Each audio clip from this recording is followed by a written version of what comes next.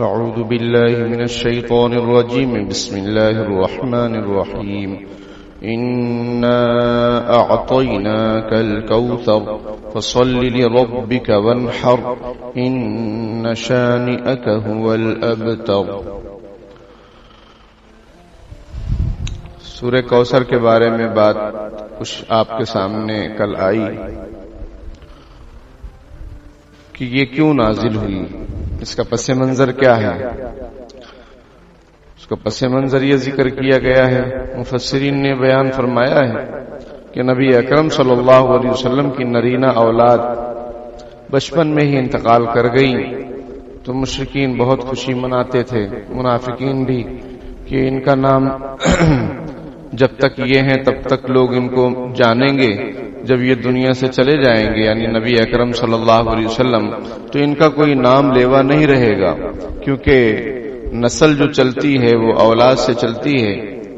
تو اس طرح کا تانا دیا کرتے تھے.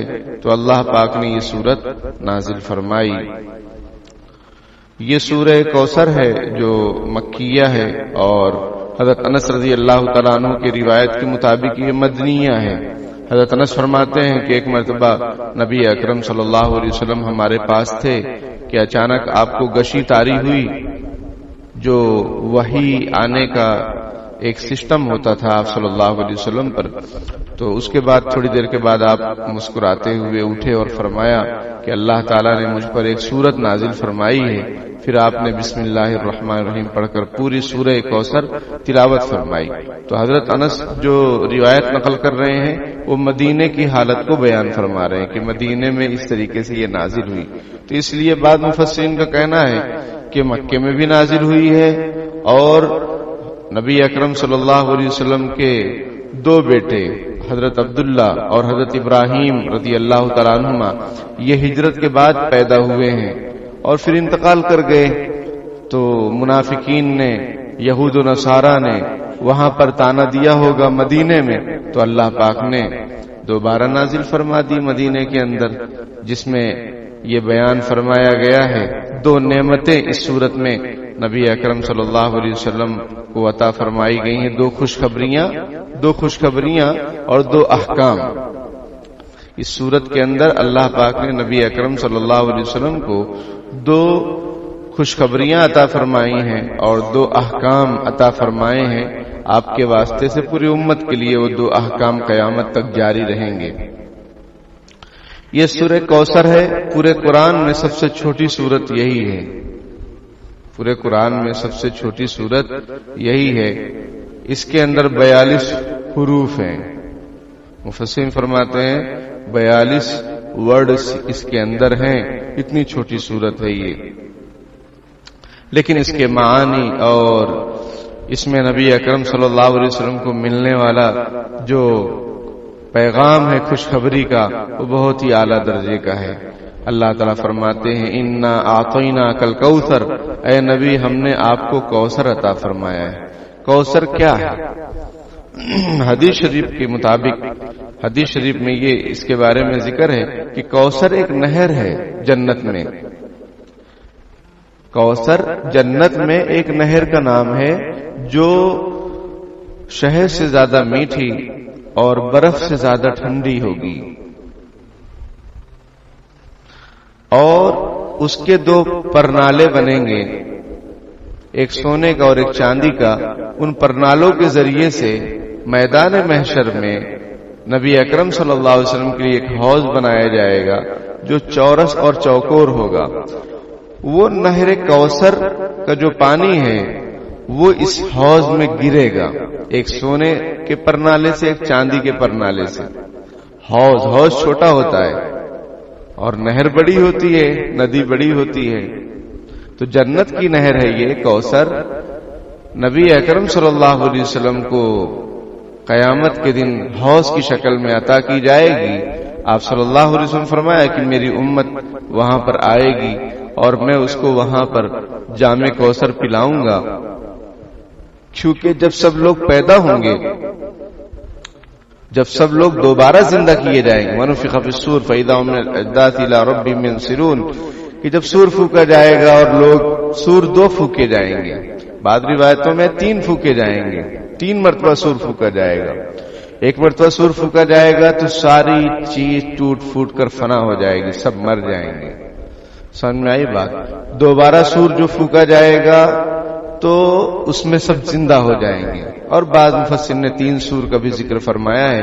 تو جب سور پھونکا جائے گا اور لوگ بیدار ہوں گے، پھر سے اپنی قبروں سے نکلیں گے اور سب اپنے رب کی طرف چل نکلیں گے۔ میدان محشر کہاں قائم ہوگا؟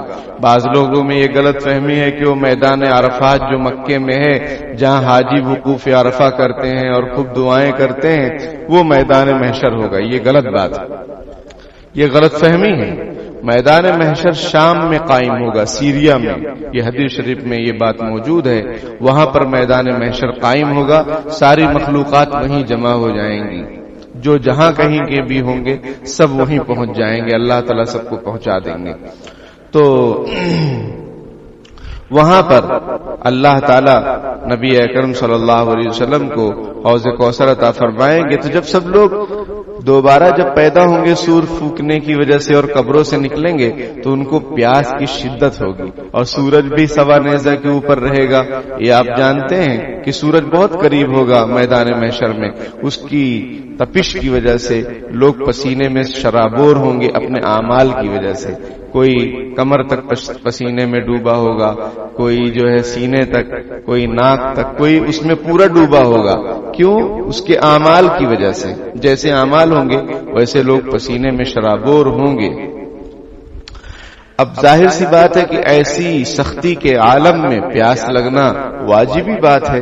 تو جب نبی اکرم صلی اللہ علیہ وسلم سفارش کے لیے اور اللہ تعالیٰ سے عرض کریں گے، دعا فرمائیں گے کہ اللہ تعالیٰ بھی حساب کتاب شروع کیجیے، لوگ پریشان ہیں۔ لوگ اس لیے پریشان ہو کہ حساب کتاب شروع ہو میدان محشر میں، اس سے پریشان۔ جنت جہنم کو ان کو زیادہ ٹینشن نہیں ہوگا کہ بھئی حساب لو۔ جیسے ایگزام ہال میں اگر آپ کو بٹھا دیا جائے 5-6 گھنٹے، پاس ہو نہ پاس ہو اس کی بات کی بات ہے، پہلے ایگزام لے کے چھٹی دو، ایک ٹینشن لوگوں پر سوار رہتا ہے۔ تو وہ حساب کتاب کا سلسلہ ہی اللہ پاک شروع نہیں فرمائیں گے۔ سب نبی ڈر بھی رہیں گے، سب نبی ڈر رہے ہوں گے کون جائے بات کرنے کے لیے اللہ تعالیٰ سے، لیکن نبی اکرم صلی اللہ علیہ وسلم اللہ کی بارگاہ میں سجدہ فرمائیں گے اور خوب تعریف کریں گے اور پھر عرض کریں گے اللہ، پھر اللہ تعالیٰ ہی فرمائیں گے کہ ارفع راسک سلطوت، اپنے سر کو اٹھائیے سجدے سے اور جو سوال کرنا ہو سوال کیجیے، آپ کو عطا کیا جائے گا۔ تب نبی اکرم صلی اللہ علیہ وسلم فرمائیں گے اللہ لوگوں کے سوالات شروع کیجیے، حساب کتاب شروع کیجیے، پھر حساب کتاب کا مرحلہ ہوگا۔ لیکن جو امت نبی اکرم صلی اللہ علیہ وسلم کی جنت میں جانے والی ہے وہ آپ صلی اللہ علیہ وسلم کی سفارش کے ذریعے، علماء کی سفارش کے ذریعے، آپ کے گھر کے جو حافظ صاحب ہیں حافظ قرآن ان کی سفارش کے ذریعے سے، جن کو ہم لوگ کوئی اہمیت نہیں دیتے، حافظ جی بولے تو حافظ جی، قیامت کے دن پتہ چلے گا کہ حافظ جی کا کیا مقام ہے۔ سمجھ میں آئی بات؟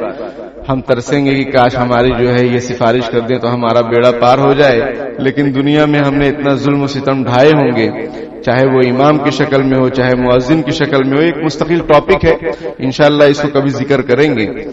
لوگ یہ سمجھتے ہیں کہ ان کو کچھ معلوم نہیں ہے، سب خبر ہے اور سب کی خبر لی جائے گی، دنیا میں بھی اور آخرت میں تو اللہ تعالیٰ میدان محشر قائم کریں گے ہی۔ بہرحال تو لوگ بہت پیاسے ہوں گے، جامع کوثر کے پاس آئیں گے۔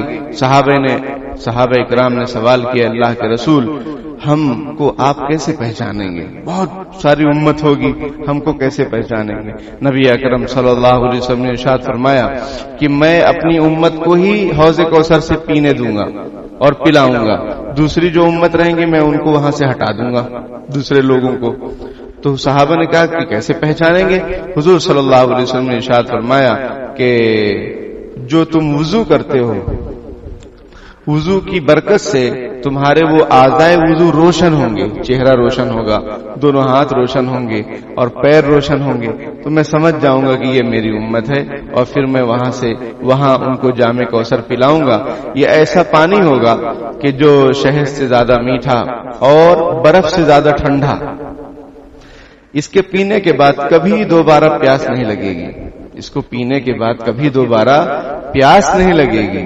آدمی شرابیں پیے گا جنت کے اندر، پاکیزہ شرابیں، وہ مزے کے لیے، وہ مزے کے لیے پیے گا لیکن پیاس نہیں لگے گی جنت میں. کیوں؟ اس کو حوض کوثر سے جام کوثر پلا دیا گیا ہے.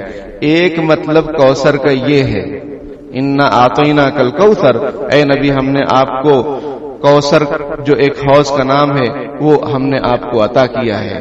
ایک مطلب یہ. دوسرا مطلب کیا ہے اس کا؟ مفسرین نے ذکر کیا ہے کوثر یہ کثرت سے بنا ہے. اس کا معنی ہوتا ہے خیر کثیر، یعنی بھلائیاں. جتنی بھی بھلائیاں ہیں اے نبی ہم نے آپ کو عطا فرما دی ہیں، چاہے وہ روحانی بھلائی ہو، چاہے جسمانی ہو، چاہے مادی ہو، کوئی بھی بھلائی ہو، کوئی بھی خوبی ہو، کوئی بھی کمالات ہوں، وہ سارے کے سارے اے نبی ہم نے آپ کو عطا فرما دیے ہیں. اس لیے شاعر کیا کہتا ہے کہ لا یمکن الثناء کما کان حق بعد خدا بزرگ تو یہ قصہ مختصر، کہ نبی اکرم صلی اللہ علیہ وسلم کی تعریف کیا کوئی کر سکتا ہے جیسا ان کا مقام ہے. بس یہ کہہ سکتے ہیں کہ خدا کے بعد اگر کسی کا مقام اور مرتبہ ہے تو وہ نبی اکرم صلی اللہ علیہ وسلم کا ہے. یعنی جتنے بھی کمالات، حسن یوسف دم عیسیٰ یزے بیزاداری آنچے خوبہ ہما دارند تو تنہا داری، حضرت یوسف علیہ السلام کا حسن و جمال اور حضرت عیسیٰ علیہ السلام کا وہ دم کرنا کہ بیمار اچھا ہو جائے، سمجھ میں آئی بات، کوڑھی اچھا ہو جائے، نابینا اچھا ہو جائے، اور حضرت موسیٰ علیہ السلام کا وہ سفید ہاتھ جب وہ اپنے بغل سے نکالتے وہ سورج سے زیادہ روشن ہو جاتا تھا. یہ جتنے بھی کمالات انبیاء کرام کے اندر ہیں وہ سب ٹھیک ہے. آنچے خوبہ ہما دارند تو تنہا داری، وہ کمالات جو وہ لوگ رکھتے ہیں آپ اکیلے رکھتے ہیں وہ سارے کمالات کو. تو انا اعطینا کل کوثر، اے نبی ہم نے آپ کو بہت ساری بھلائیوں سے نواز دیا ہے. اور حضرت شاہ عبدالعزیز محدث دہلوی رحمۃ اللہ علیہ فرماتے ہیں کہ اس میں کثرت اولاد بھی مراد ہے. اور نبی اکرم صلی اللہ علیہ وسلم کی دو طرح کی اولاد، ایک حقیقی ایک مجازی. حقیقی کا مطلب یعنی جو آپ کی نسل سے چلی ہیں، آپ کی اولاد سے چلی ہیں. اس لیے آپ دنیا میں دیکھیے سادات یعنی سید جو حضرت فاطمہ رضی اللہ تعالیٰ عنہا کی اولاد سے ہیں، حضرت علی بن حسین رحمت اللہ علیہ جو کربلا میں بچ گئے تھے، حضرت حسین رضی اللہ تعالیٰ عنہ کے بیٹے، ان سے نسل چلی ہے. ان کی اولاد کو سید کہا جاتا ہے، جمع اس کی سادات ہے. آپ دنیا بھر میں گھومیں گے آپ کو سادات لوگ ملیں گے، جگہ جگہ ملیں گے. کچھ تو فرضی ہے، محلے کے محلے سادات ہیں، سید ہیں. ان سے پوچھو کہ آپ اپنے دادا پر دادا کے اوپر ذرا نام بتائیے، کچھ پتا وتا نہیں ہے. یہ فرضی ہے. سمجھ میں آئی بات؟ اور فرضی چیزیں یہاں دنیا میں بہت زیادہ ہیں. آپ کو جو ہے راڈو گھڑی اوریجنل والی بھی مل جائے گی اور اس کی سپیلنگ ہے RADO، اور RADD والی بھی مل جائے گی. RADD ایسا لگے گا کہ یہ بھی راڈو ہے، لیکن وہ راڈو نہیں، وہ چائنا مال ہے. تو اسی طریقے سے پورے محلے کے محلے، علاقے کے علاقے وہ اپنے آپ کو سید کہتے ہیں. ذرا ان سے شجرہ نسب مانگو کچھ پتا نہیں. یہ لوگ صحیح نہیں، یہ اوریجنل سید نہیں ہے، یہ نام کے سید ہیں. اوریجنل سید موجود ہیں بہت ساری جگہ، ہر جگہ موجود ہیں. تو یہ اللہ تعالیٰ نے آپ کی اولاد میں اضافہ فرمایا. جو لوگ یہ کہتے تھے کہ ان کا نام لیوا کوئی نہیں، ان کی کوئی نسل نہیں چلے گی، اللہ تعالیٰ نے خوبی اور کمال یہ فرمایا کہ لڑکوں کے بجائے لڑکی سے، حضرت فاطمہ رضی اللہ تعالیٰ عنہا سے آپ کی سلسلے نسل کو اللہ تعالیٰ نے جاری و ساری فرمایا. یہ حقیقی اولاد ہے. اور دوسرے مجازی مطلب جو آپ پر ایمان رکھنے والے لوگ ہیں، جو آپ کا کلمہ پڑھنے والے لوگ ہیں، وہ دنیا میں بے شمار ہیں. اتنا کوئی کسی کو نہیں چاہتا جتنا نبی اکرم صلی اللہ علیہ وسلم سے لوگ محبت کرتے ہیں. ہجرت ہے وہ صلح حدیبیہ کے موقع پر ایک مکے کا آدمی، اس نے جب دیکھا کہ نبی اکرم صلی اللہ علیہ وسلم کے صحابہ اکرام اتنا زیادہ محبت کرتے ہیں صحابہ آپ صلی اللہ علیہ وسلم سے کہ وضو فرما رہے ہیں تو وضو کا پانی گرنے نہیں دیتے، اگر کدھر تھکتے بھی ہیں تو لوگ اس کو لے کر اپنے بدن پر مل لیتے ہیں. تو ایک جو ہے مکے کے آدمی نے جو غیر مسلم تھا، اس نے کہا کہ میں ایران گیا ہوں، روم گیا ہوں، جگہ جگہ گیا ہوں، وہاں کے بادشاہوں کی اتنی عزت اور ویلیو اور محبت میں نے لوگوں میں نہیں دیکھی جتنی نبی اکرم صلی اللہ علیہ وسلم کی دیکھی صحابہ کرام کے دلوں میں۔ اور آج بھی اللہ کا شکر ہے کہ ہم ہمارے ماں باپ، ہماری آل اولاد، سب کچھ نبی اکرم صلی اللہ علیہ وسلم پر ہم قربان کرنے کے لیے تیار ہیں۔ اور اسی کو علامہ اقبال رحمۃ اللہ علیہ نے فرمایا کہ نہ جب تک کٹ مرو میں خواجہ بطحا کی حرمت پر خدا شاہد ہے کہ کامل میرا ایمان ہو نہیں سکتا، کہ جب تک میں مر نہ جاؤں نبی اکرم صلی اللہ علیہ وسلم کی عزت پر، خدا قرآن میں کہتا ہے کہ تب تک میرا ایمان کامل نہیں ہو سکتا ہے۔ تو مجازی اولاد یعنی جو حضور علیہ الصلوۃ والسلام نے فرمایا حدیث میں انما انا لکم بمنزلۃ الوالد اعلمکم، کہ میں تمہارے لیے والد کے درجے میں ہوں، میں تم کو علم دیتا ہوں۔ تو والد کے درجے میں یعنی ایک تو حقیقی والد ہوتا ہے، ایک مجازی والد ہوتا ہے۔ جیسے ٹیچر کو لوگ استاد جو ہوتا ہے اس کو ابا کے درجے میں دیکھا جاتا ہے، سمجھ میں آئی بات؟ حالانکہ حقیقی والد الگ ہیں جو ہمیں دنیا میں لاتے ہیں اور جن کے وجود سے ہم کو وجود ملتا ہے، اور ایک ٹیچر ہوتا ہے، استاد ہوتا ہے جو ہمیں زمین سے آسمان پر لے جاتا ہے۔ بعض لوگوں نے اس پر یہ کہہ دیا جو کہ صحیح نہیں ہے، جو کہ میں بار بار یہ اس لیے کہتا ہوں کہ جو غلط فہمیاں پڑھے لکھے لوگوں کے درمیان ہیں یا معاشرے میں وہ ختم ہوں کہ والد سے بڑھ کر درجہ استاد کا ہے، اس لیے کہ والد تو زمین پر لاتا ہے اور استاد زمین پر آسمان پر لے جاتا ہے۔ یہ آپ کیسے دعویٰ ثابت کر سکتے ہیں کہ استاد کا مقام بڑھا ہوا ہے والد سے؟ یہ آپ کا دعویٰ غلط ہے، قرآن کے خلاف ہے۔ قرآن یہ کہتا ہے اللہ کے بعد اگر کسی کا مقام ہے یعنی احترام میں، نبی اکرم صلی اللہ علیہ وسلم کا معاملہ چھوڑیے، اور قرآن نے جہاں اللہ نے اپنی عبادت کا ذکر فرمایا اس کے بعد والدین کے ساتھ حسن سلوک اور ان کے ساتھ ادب و احترام کا ذکر فرمایا، تو والدین کا مقام قرآن سے ثابت ہے۔ قرآن استاد بے شک اس کا بڑا مقام ہے، لیکن آپ یہ کہنے لگ جاؤ کہ والدین سے بھی بڑھ کر ہے، یہ قرآن حدیث کے خلاف ہے، یہ قرآن حدیث کے بالکل خلاف ہے۔ سمجھ میں آئی بات؟ تو بہرحال انا اعطینا کل کوثر، اے نبی ہم نے آپ کو خیر کثیر عطا فرمایا ہے، حوض کوثر عطا فرمایا ہے، اور آپ کی اولاد بے شمار ہیں، بے شمار اولاد، کروڑ اولاد ہیں آپ کی۔ حقیقت میں دیکھا جائے تو بھی بہت ساری اولاد ہیں آپ کی نسل جو چلی ہے حضرت فاطمہ کے واسطے سے، اور جو آپ پر ایمان لانے والے، آپ کا کلمہ پڑھنے والے ہیں وہ بھی آپ کے اولاد کے درجے میں ہیں، وہ بھی بے شمار ہے۔ یہ شاہ عبدالعزیز محدث دہلوی رحمۃ اللہ علیہ کی تحقیق ہے۔ اسی طریقے سے دوسرا جو نبی اکرم صلی اللہ علیہ وسلم کو انعام اور دوسری جو خوشخبری دی گئی وہ تیسری آیت میں ہے، ان شانئک ھو الابتر، بے شک آپ کا دشمن ہی بے نام و نشان ہونے والا ہے۔ کیونکہ مشرکین منافقین یہ تانا دیتے تھے کہ ان کا نام لینے والا کوئی نہیں رہے گا، اللہ تعالیٰ فرماتے ہیں کہ وہ لوگ بے نام و نشان رہنے والے ہیں۔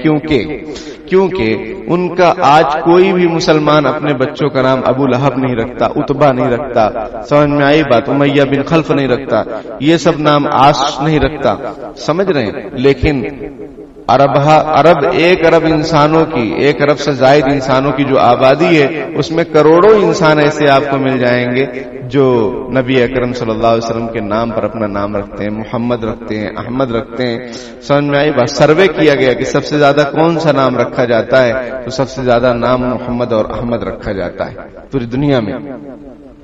تو یہاں پر اللہ نے دوسری خوشخبری رسول اللہ صلی اللہ علیہ وسلم کو یہ دی، ان شانئک ھو الابتر، کہ بے شک آپ کا جو دشمن ہے وہ بے نام و نشان رہ جانے والا ہے۔ ورفعنا لک ذکرک، ہم نے تو آپ کا آوازہ اور آپ کا شہرہ بلند کیا ہے۔ جب میرا نام لیا جائے گا، اشہد ان لا الہ الا اللہ، اذان میں، تکبیر میں، سمجھ میں بچہ پیدا ہو رہا ہے تب اس کے کان میں اذان تکبیر کے موقع پر جب میرا نام لیا جائے گا، آپ صلی اللہ علیہ وسلم کا بھی نام لیا جائے گا، واشہد ان محمد الرسول اللہ، کلمہ پڑھا جائے گا لا الہ الا اللہ محمد الرسول اللہ، یعنی ہم نے آپ کے ذکر کو بلند کیا ہے، ہم نے آپ کو مقام بلند نصیب فرمایا ہے۔ دنیا میں اتنا کسی کا ذکر نہیں ہوتا جتنا اللہ اور اس کے رسول کا ذکر ہوتا ہے، اور دنیا کا کوئی لمحہ ایسا باقی نہیں ہوتا ہے کہ آپ کو معلوم ہے کہ جہاں اذان نہ ہوتی ہو، کنٹینیو اذان چلتی رہتی 24 گھنٹے. یہاں ابھی سورج نکلنے والا ہے تو کہیں ڈوبنے والا ہوگا, کہیں مغرب کا وقت ہو رہا ہے, کہیں عشاء کا وقت ہو رہا ہے, کہیں ظہر کا وقت ہو رہا ہے. اذانیں جاری ہیں پوری دنیا میں. تو رسول اللہ صلی اللہ علیہ وسلم کا جو ہے نام اور آپ کا فیضان بھی جاری ہے, اور آپ کا جو ہے نام و نشان بھی جاری ہے, اعلیٰ مقام بھی جاری ہے. ان نشانیہ کا ہوا الابتر. دوسری جو خوشخبری اللہ تعالیٰ نے رسول اللہ کو صلی اللہ علیہ وسلم کو عطا فرمائی وہ یہ کہ بے شک آپ کا دشمن تو بے نام نشان ہو جائے گا, لیکن آپ کا ذکر اور آپ کا مقام یہ ہمیشہ بلند رہے گا اور ہوتا رہے گا, چلتا رہے گا. 2 احکام اس صورت میں دیے گئے ہیں نبی اکرم صلی اللہ علیہ وسلم کے واسطے سے پوری امت کو. وہ کیا ہے؟ فصلی لربک وانحر, آپ اپنے رب کے لیے نماز پڑھیے اور قربانی کیجیے. اس کا کیا مطلب فصلی لربک, اپنے رب کے لیے نماز پڑھیے؟ حضرت عبداللہ ابن عباس رضی اللہ تعالیٰ عنہ فرماتے ہیں اس سے مراد 5 نمازیں ہیں.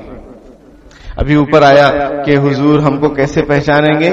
وضو کے نشانات سے. اس میں ایک سبق یہ بھی ہے کہ نماز کی پابندی کرنی چاہیے, اور صرف رمضان کا مسلمان نہیں بننا چاہیے. سمجھ میں آئی بات؟ پوری زندگی مسلمان بن کے رہنا چاہیے, نمازوں کو کبھی نہیں چھوڑنا چاہیے, چاہے سفر ہو چاہے حضر ہو. بلکہ ہمارے اسلاف و اکابر اور جن کا ہم نام لیتے ہیں ان لوگوں نے تو میدان کارزار میں بھی نماز کو نہیں چھوڑا.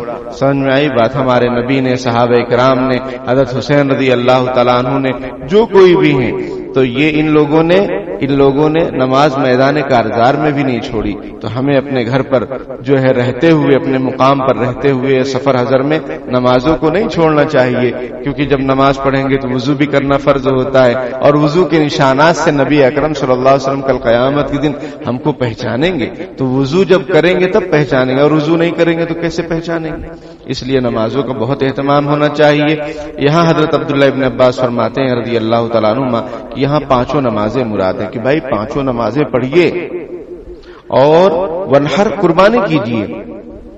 نحر کا معنی ہوتا ہے اونٹ کو ذبح کرنا. اونٹ کو ذبح کرنا مطلب اونٹ کے سینے پر اس کی جو شہرگ ہوتی ہے وہاں چھری ماری جاتی ہے, اس کی وجہ سے وہ تھوڑی دیر میں ٹھنڈا پڑ جاتا ہے, اس کو نحر کہتے ہیں. لیکن یہاں اور ذبح وغیرہ جو ہوتا ہے اس کا الگ طریقہ ہے کہ جانور کو لٹاتے ہیں پھر چھری چلاتے ہیں, اس کو ذبح کہتے ہیں عربی میں. تو یہاں پر نحر سے مراد قربانی, پوری قربانی ہے, چاہے وہ جو ہے بکرے کی قربانی ہو یا بڑے جانور کی قربانی ہو یا پھر اونٹ کی قربانی ہو, نحر کے اندر سب شامل ہیں. بعض دوسرے مفسرین فرماتے ہیں کہ یہاں پر عید الاضحیٰ کی نماز مراد ہے. 5 نماز تو خیر ٹھیک ہے وہ بھی مراد ہے, لیکن اسپیشل نماز جو قربانی سے پہلے پڑھی جاتی وہ مراد ہے. حضرت اور اس بات کی تائید حضرت انس رضی اللہ تعالیٰ عنہ فرماتے ہیں کہ پہلے جب یہ آیت نازل نہیں ہوئی تھی تو نبی اکرم صلی اللہ علیہ وسلم پہلے قربانی کرتے تھے اور پھر بعد میں جو ہے نماز پڑھتے تھے عید کی. لیکن جب یہ صورت نازل ہوئی تو نبی اکرم صلی اللہ علیہ وسلم نے پہلے عید کی نماز پڑھی پھر بعد میں قربانی کی. اور یہاں جو ورڈ یوز کیا ہے اللہ پاک نے وہ صیغہ امر ہے. امر کا معنی آرڈر کرنا, حکم کرنا, اور حکم کسی واجب, اور حکم جو کیا جاتا ہے جیسے قرآن میں اقیم الصلاۃ, نماز پڑھو, تو نماز کیا ہے؟ فرض ہے. یہاں کیا ہے کہ قربانی کرو, نماز پڑھو, تو یہ امر کے صیغے سے ہے. اس لیے مفسرین فرماتے ہیں کہ قربانی بھی واجب ہے اور عید الاضحیٰ کی نماز بھی واجب ہے. اور اگر 5 نماز مراد دی جائے تو 5 نمازیں تو فرض ہیں. اب قربانی کس پر واجب ہے؟ جس پر صدقہ فطر واجب ہے اس پر قربانی واجب ہے. جس کے پاس نصاب کے برابر اتنی چیزیں ہوں, ضرورت سے زائد جو نصاب کو پہنچ جائیں, چاہے اس پر سال گزرا ہو یا نہ گزرا ہو, اس پر قربانی واجب ہے, اس پر صدقہ فطر واجب ہے. اور زکوٰۃ کا مسئلہ الگ ہے کہ اس میں بھائی اتنا سونا چاندی روپیہ پیسہ اور اسی طریقے سے مال تجارت یہ سب چیزیں ہوں اور نصاب کے برابر پہنچے اور اس پر سال گزر جائے, اس کے شرائط الگ ہیں. لیکن ایک آدمی جو زکوٰۃ نہیں نکال رہا ہے, اس کے پاس پیسہ ویسے زیادہ نہیں ہے لیکن ساز و سامان بہت ہے, تو زکوٰۃ کے سلسلے میں ایسا نہیں کہ اگر آپ کے پاس 3 مکان ہیں رہنے کے لیے تو زکوٰۃ اس پہ واجب نہیں ہے کیونکہ آپ یوز میں ہیں, بیچنے کی نیت سے نہیں. لیکن قربانی آپ پر واجب ہے کہ ضرورت سے زائد مکان آپ کے پاس, آپ کا رہنے کا ایک مکان ہے, 2 مکان یا 1 مکان ایکسٹرا ہے, تو قربانی آپ پر واجب ہے اور صدقہ فطر بھی واجب ہے, اور آپ زکوٰۃ بھی نہیں لے سکتے کیونکہ آپ شریعت کی نظر میں صاحب نصاب ہیں. ضرورت سے زائد آپ کے پاس چیز موجود ہے جو نصاب کے برابر پہنچ جاتی ہے. ایک مکان کی ویلیو بہت زیادہ ہے, نصاب سے بڑھ کر ہو جاتا ہے. تو اس لیے یہ مسئلہ یاد رکھنا چاہیے کہ قربانی کس پر واجب ہے؟ جو شریعت کی نظر میں جس کے پاس ضرورت سے زائد اتنا ساز و سامان ہو کہ نصاب کو پہنچ جائے تو اس پر قربانی واجب ہے. تو بہرحال اس صورت کے اندر دو خوشخبریاں نبی اکرم صلی اللہ علیہ وسلم کو دی گئیں کہ آپ کو حوض کوثر اور خیر کثیر دنیا آخرت کی ساری بھلائی آپ کو دے دی گئی ہے, اور آپ کا دشمن بے نام و نشان رہے گا, آپ کا ذکر تو چلتا ہی رہے گا. اور دو حکم دیے گئے ہیں کہ نماز کی پابندی کی جائے, چاہے وہ 5 نمازیں ہوں, چاہے عید الاضحیٰ کی نماز ہو, اور قربانی کا اہتمام کیا جائے. یہ جب دونوں عمل کیے جائیں گے, احکام پورے کیے جائیں گے, تو دشمن ناکام ہو جائے گا, دشمن کی زبانیں بند ہو جائیں گی. یہ بھی اس صورت کا پیغام ہے. نماز کی پابندی اور قربانی کا اہتمام, ڈرنے کا نہیں کہ یہ جانور بین ہے تو ہم کریں کہ نہیں کریں. انہوں نے بین کیا ہے, اللہ نے بین نہیں کیا ہے, لیکن خطرے کو مول لینا بھی مناسب نہیں ہے. کہیں بہت زیادہ خطرہ ہو اور آپ کو جیل میں ڈال دیا جاتا ہو تو مناسب ہے, دوسرے جانور بھی کر سکتے ہیں. اور خطرہ وغیرہ نہ ہو تو جو بھی جانور قربانی والے ہیں بالکل ان کی قربانی کی جا سکتی ہے. حکومت کی پابندی الگ ہے اور اللہ کی طرف سے اجازت الگ ہے. اللہ تعالیٰ عمل کی توفیق عطا فرمائے. آمین. وآخر دعوانا الحمدللہ رب العالمین.